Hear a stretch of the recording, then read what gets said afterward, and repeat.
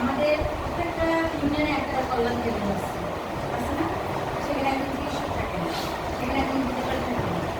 প্রত্যেকটা ইউনিয়নের একটা করে ওয়ার্ডে সিসি আছে, সেখানে কিন্তু চিকিৎসা দেওয়ার ব্যবস্থা আছে।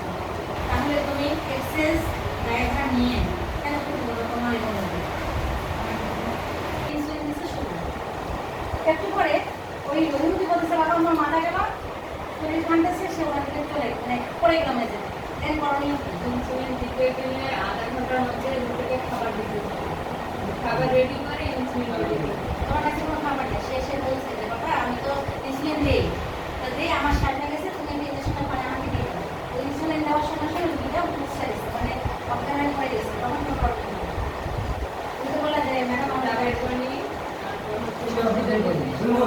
সুগারটা দিতে খাওয়াইতে হবে। কি সুগার দিতে খাওয়াবো? রুগীটা অজ্ঞান হয়ে গেছে, তখন কোনো প্রবলেম নেই, সেখান থেকে তো স্যালাইন দিতে হবে। যদি আমরা দেখি যে কোনো রুগীর এই যে তুমি সে হলো ডায়াবেটিস রোগী, তার 16 তাকে ইনসুলিন দেওয়া হয়েছে এবং সে অজ্ঞান হয়ে যাবে, সঙ্গে সঙ্গে যদি তার সেন্স থাকে, সেমি কনসাস থাকে না, যদি তার সেন্স থাকে আমরা ইনসুলিন তাই খাওয়াই দেবো।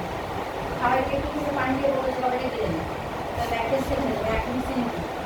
তারপর যদি দেখি যে হ্যাঁ আমাদের কাছে আমাদের এরকম ব্যবস্থা আছে, স্যালাইন একটা আমরা স্টার্ট করে দেওয়া, কি স্যালাইন দেবো? কেন আমরা স্যালাইন দেবো? তারপর গ্লুকোজ কমে গেছে, মাথা হয়ে গেছে, আমি গ্লুকোজ স্যালাইন দেবো।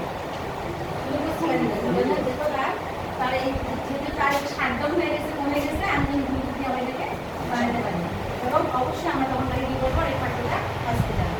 কোনো রিস্ক নেওয়া যাবে না, কোনো রিস্ক আমরা জানতেছি নিজের জন্য